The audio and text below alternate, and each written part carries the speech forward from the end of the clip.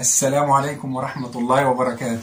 مع ان انا مهندس مدني المفروض اروح ناحية الحديد والخرسانة، بس انا بفضل استخدام مواد من البيئة المصرية او اي بيئة محلية، وده كان اساس عمارة الفقراء للمهندس حسن فتحي.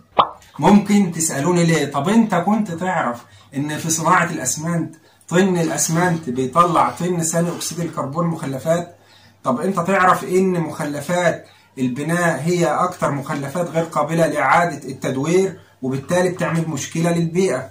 طب هل تعلم ان المباني الخرسانية بتبقى عبارة عن افران في الصيف وثلاجات في الشتاء؟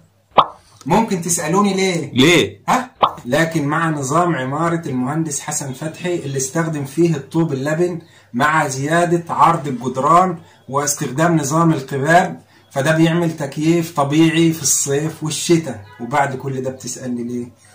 كمان نظام البناء ده تكلفته أقل وسهل إعادة تدوير ناتج الهدم بعد انتهاء عمر المبنى، لكن احنا دايما بنجري ورا الغرب في اللي يناسبنا واللي ما يناسبناش. طبعا الطوب اللبن مش على قديمه، فيه نظام جديد عبارة عن مكابس للتربة بتطلع الطين أو التربة بنفس شكل الطوب الطفلي بدون استخدام الأفران أو الحرق. وانتظرونا في فيديو جديد إن شاء الله.